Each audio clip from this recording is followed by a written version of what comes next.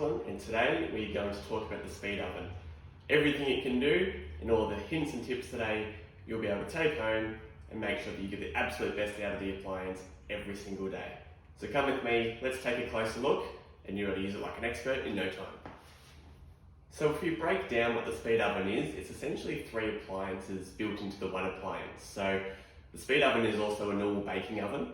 So potentially you have a normal oven at home and you can complement it with the speed oven. And this will enable you to bake in 2 ovens simultaneously. That will mean you can run 2 different temperatures and bake 2 different foods individually and get the best results out of each. It is then obviously a microwave. So all those everyday things that you may normally microwave, the speed oven can obviously handle those perfectly. And then when you really want to speed up some cooking and save yourself some time, that's where we can use combi mode. So we can combine microwave and oven simultaneously, and in the best case scenario, this will save you 30% of your cooking time. So I'll show you through all those bits and pieces. Let's get to it. So first of all, let's take a look at the accessories that you would have received with your speed oven. First and foremost, there'll be a glass tray. Now, depending on the model speed oven that you have, you may have received 1 of these trays or 2 of these trays. This is the tray that you use when you're microwaving. So the speed ovens actually don't have a turntable like a typical microwave. You simply place your food onto this glass tray, slide it in, and you can microwave from there. You can actually use this tray when you want to bake in the normal oven also. However, please be really cautious when using this glass tray that if you are to shock it, so take it from a hot heat to a cold heat, that there's a very good chance that this will break. Everything is replaceable, so we can purchase new ones if that's the scenario, but I don't want you at home breaking your trays because that's just one extra thing to worry about, and obviously it's less than ideal. So I'll pop that to the side. We also then have our oven rack. So this is what you can use only for oven baking. You can also use this on the combination mode where we use microwave and oven together. Please don't microwave with this metal rack in place. I know that might seem obvious to a lot of you at home, but I also have met plenty of people who have used this as well, and we all know what the result can be there.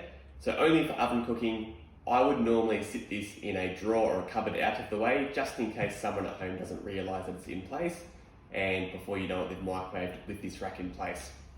So put this somewhere to the side if you can. And then also, depending on the model speed oven that you have, you may have a food probe. So the food probe is fantastic for roasting meats and all that sort of stuff. I'll show you how to use this food probe because this is an excellent tool to guarantee perfect results when roasting.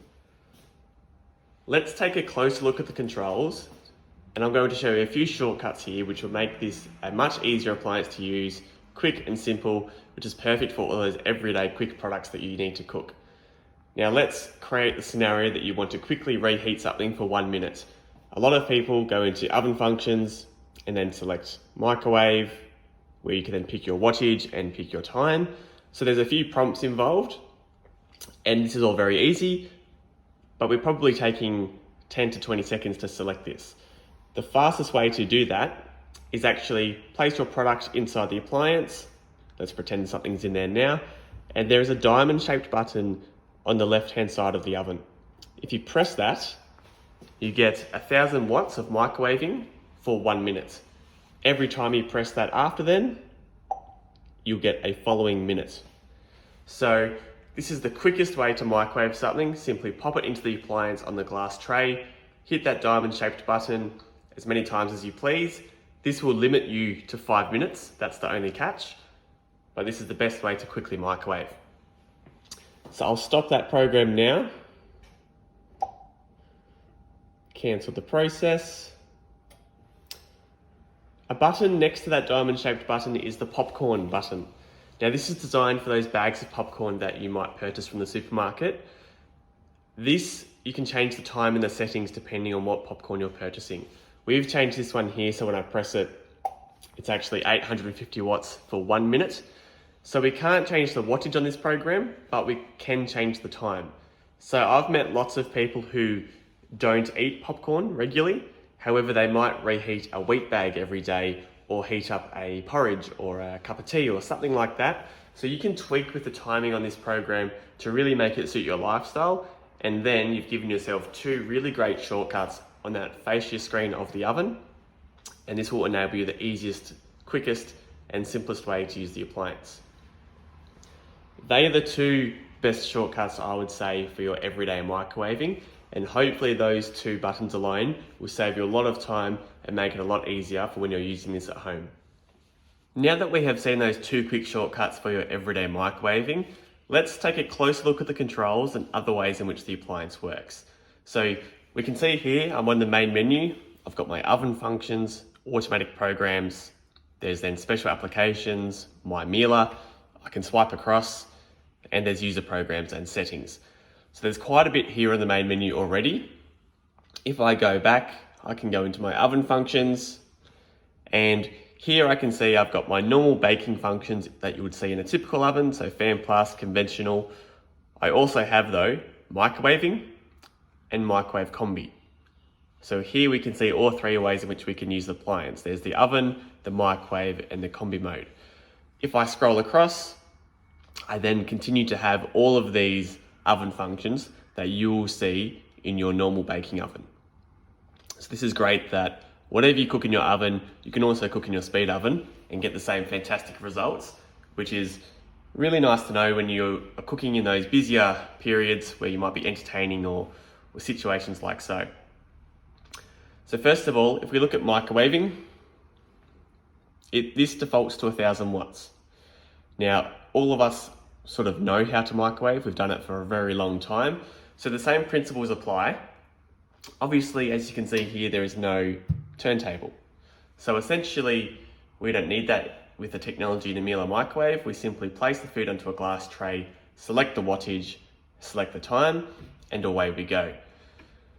You might be microwaving in certain circumstances and lots of condensation is coming from the food, and this is a result of microwaving at too high a wattage.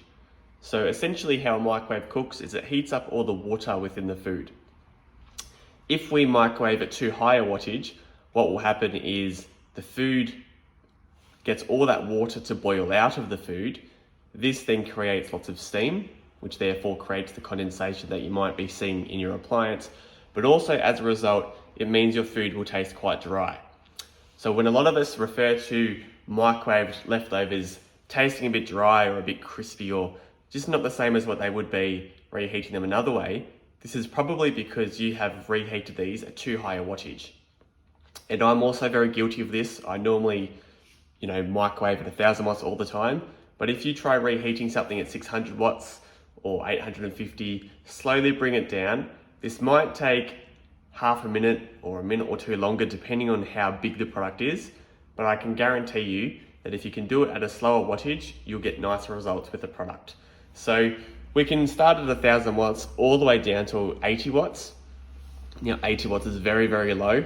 There's not too many things you'll be microwaving that for, but it's great to know that you've got the full range. You can scroll through that and do that accordingly. Let's look at 1000 watts. And if I try and do this for 15 minutes, it actually doesn't let me. So the appliance has actually limited this to 10 minutes. When I scroll past 10, if I take it back to 10 now, if I scroll past that, I go back to 0. So depending on the wattage, the appliance will actually limit you to how long you can microwave for. So if you're looking to microwave something a little bit longer, if you go to 850 watts, I can actually now microwave for up to 30 minutes. So you might be microwaving some potatoes to get that parboiled effect, and this is where dropping the wattage down is a really good idea to get those results. So have a play with this, get familiar with what it's asking for, and in no time you'll know exactly what to do. You'll have a good idea of where to microwave, and there'll be no issues whatsoever. If I go back to that main menu, let's hop into microwave combi. So as I mentioned before, microwave combi allows us to save up to 30% of the cooking time depending on what the product is. So if I select microwave combi, here I have all of my oven functions like normal, but I can also complement this with microwave. So we can see here I've got microwave with fan plus, I then have fan grill, the grill, and auto roast. So if I select microwave with fan plus, for example, let's pretend we're baking a banana bread or a cake or something like that.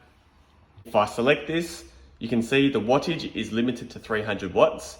I can then select my time. This time is actually limited to 3 hours also. And then my temperature, I can pick that as normal. So there's no differences there. So let's think that we are going to bake a cake, and in a typical scenario, this will cook in 45 minutes. As I said, you might see up to a 30% cooking time difference with this. That can vary depending on the product, so don't try and work out the maths to do exactly what that is, but maybe check that product halfway through cooking to see how far it's away, and that will give you a better feeling as to when you should check that product for its total cooking time.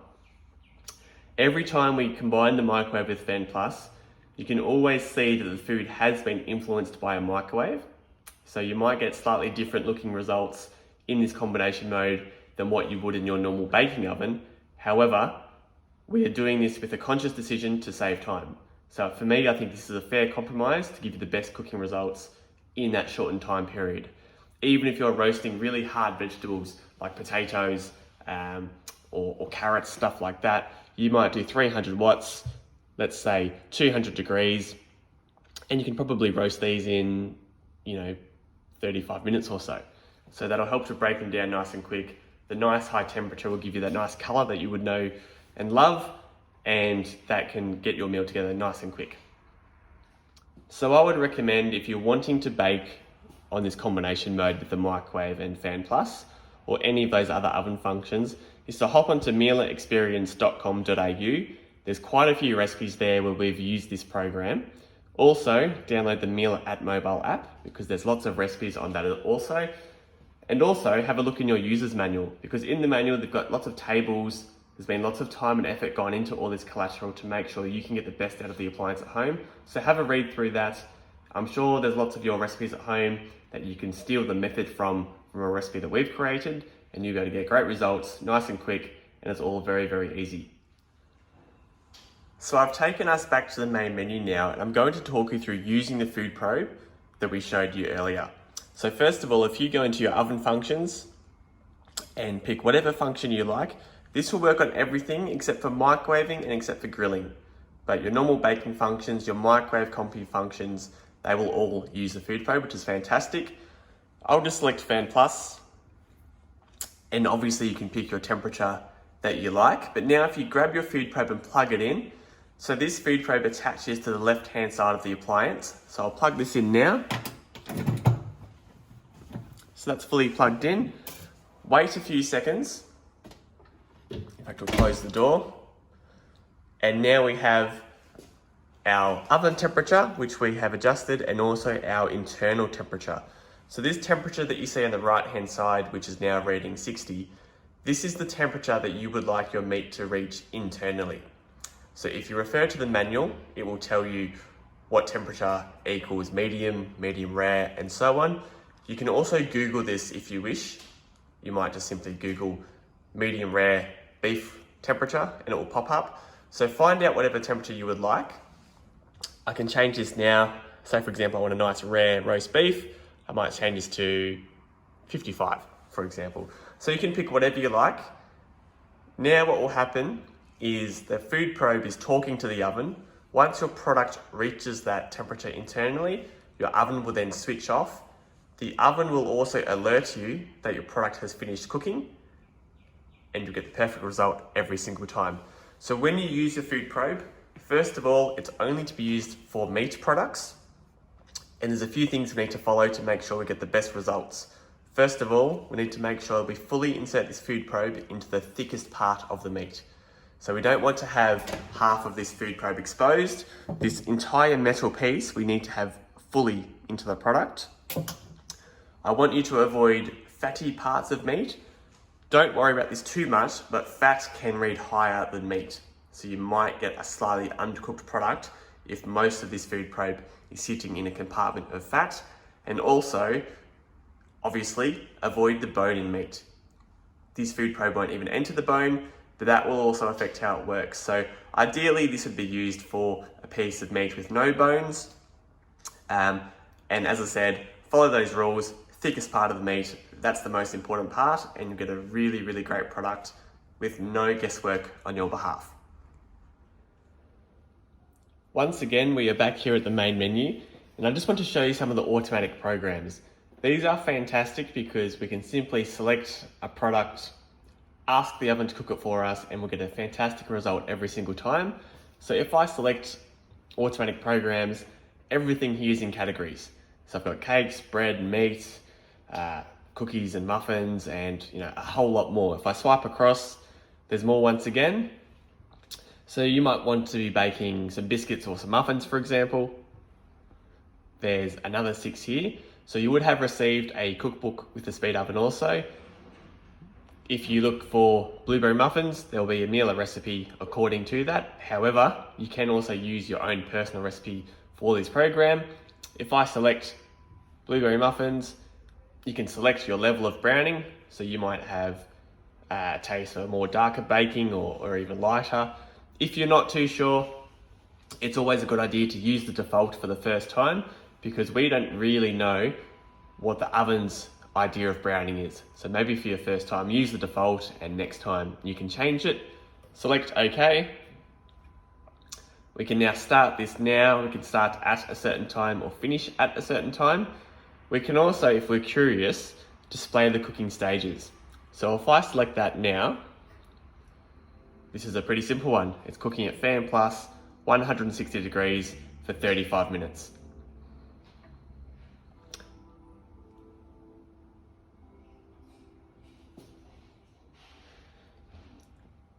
So there are lots of these automatic programs.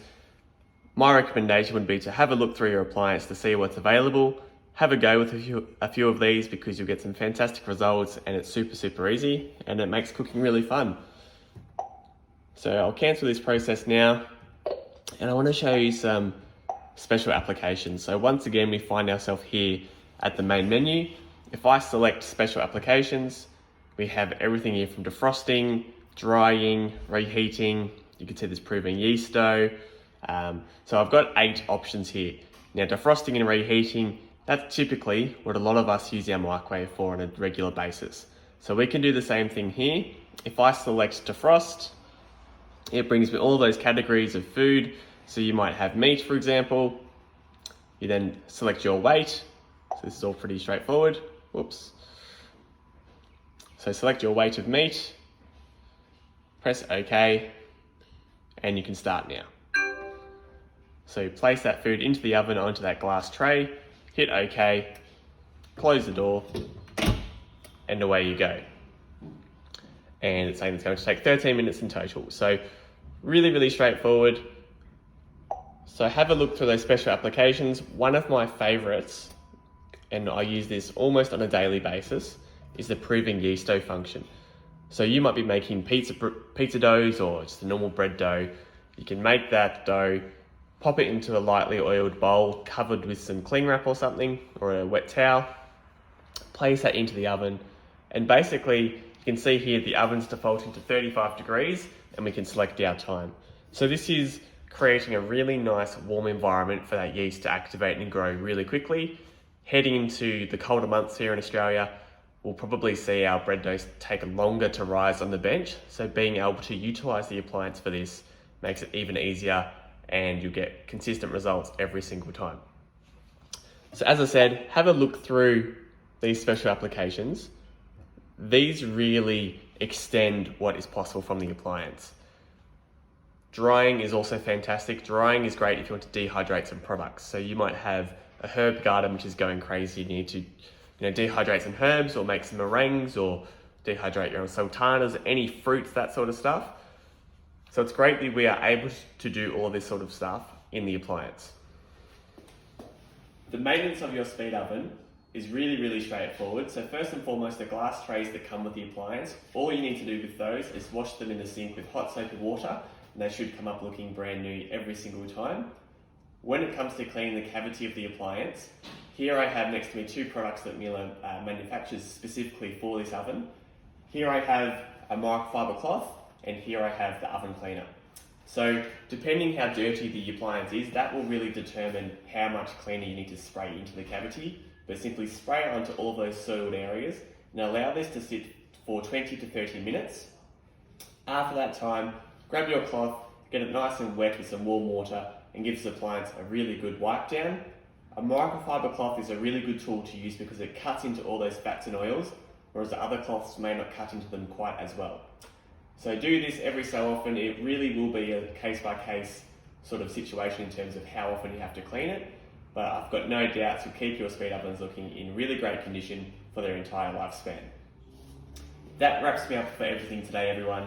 I know I didn't cover everything that the speed oven can do. This really is a huge appliance in terms of what it's capable of doing. So if there's anything that you would like to see further, please drop a comment down below. As I said, hop onto mieleexperience.com.au for more recipes as well, and you can also download the Miele mobile app. I'll catch you next time.